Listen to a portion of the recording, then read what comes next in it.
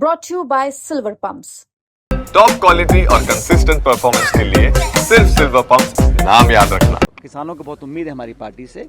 और नौजवान आप जानते हो बेरोजगारी के क्या हाल हैं, अग्निवीर कर लोगों को फौज के रास्ते बंद कर दिए जाने के लिए। तो तमाम जो शिक्षित हमारे लड़के लड़कियां हैं उनके भविष्य को अंधकार में धकेलने का काम ये सरकार कर रही है।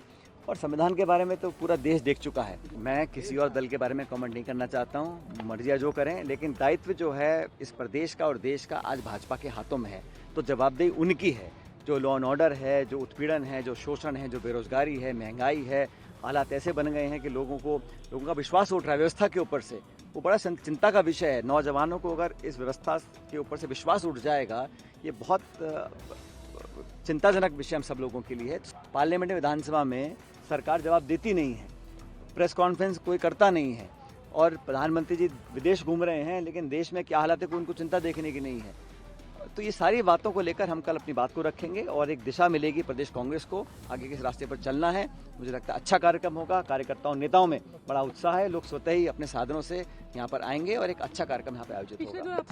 कल अखिल भारतीय कांग्रेस कमेटी के अध्यक्ष आदरणीय मल्लिकार्जुन खड़गे साहब का दौरा है, एक दिवसीय दौरा रायपुर का। और जो सभा में रखी यहाँ पर उसका हमने निरीक्षण किया है सभा स्थल का।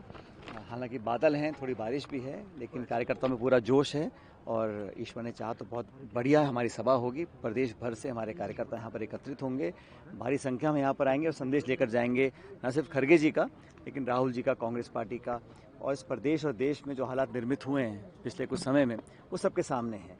और मुझे लगता है कि ये हमारी मीटिंग यहाँ पर होगी, एक आम सभा। इसके बाद उनके दो एक कार्यक्रम हैं जो प्रदेश कांग्रेस कमेटी के कार्यालय में होंगे। संवाद होगा, चर्चा होगी और दिशा तय की जाएगी छत्तीसगढ़ कांग्रेस की कि अगले कुछ महीनों में हमें किस रास्ते पर चलना है। ये बात भी सच है कि जहाँ तक लॉ एंड ऑर्डर है छत्तीसगढ़ में, वो किसी के काबू में रहा नहीं है और ब्यूरोक्रेसी इतनी हावी है, पॉलिटिकल लीडरशिप में इतनी खींचतान है कि यहाँ के लोग परेशान हैं। और जो उत्पीड़न देखा है हम लोगों ने, दलितों का, आदिवासियों का, महिलाओं का, वो मैं समझता हूँ जनता ने इस बात के लिए वोट नहीं दिया था भाजपा को।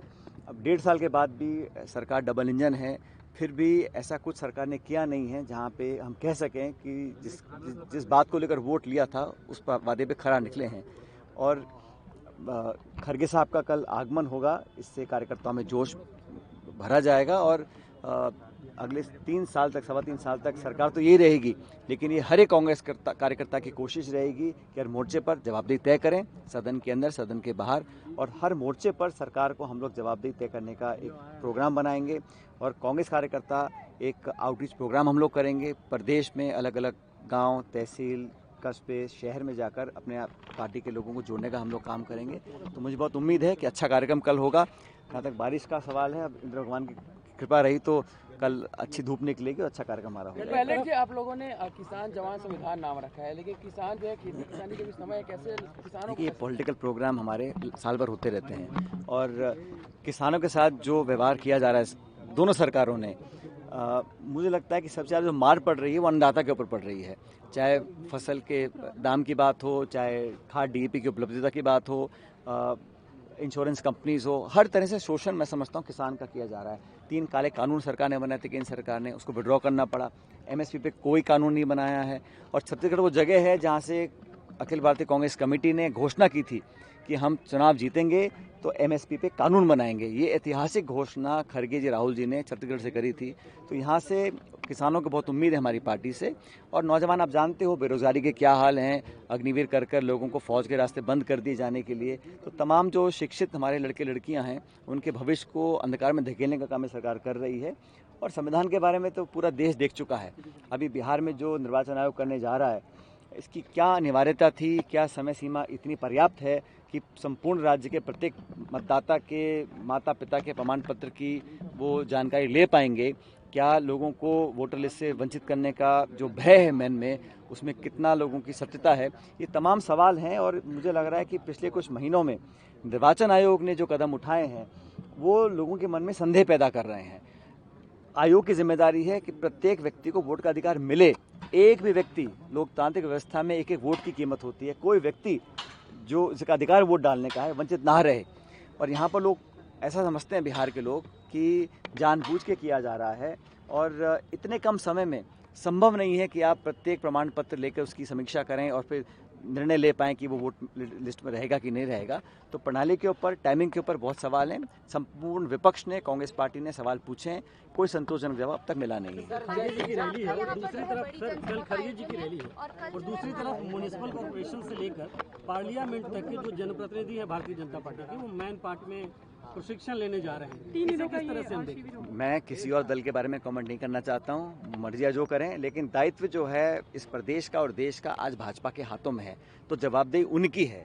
जो लॉ एंड ऑर्डर है, जो उत्पीड़न है, जो शोषण है, जो बेरोजगारी है, महंगाई है, हालात ऐसे बन गए हैं कि लोगों का विश्वास उठ रहा है व्यवस्था के ऊपर से, वो बड़ा चिंता का विषय है। नौजवानों को अगर इस व्यवस्था के ऊपर से विश्वास उठ जाएगा, ये बहुत चिंताजनक विषय हम सब लोगों के लिए है। तो सरकार को जवाब देना पड़ेगा, लेकिन दुख की बात यह है कि जवाबदेही है नहीं।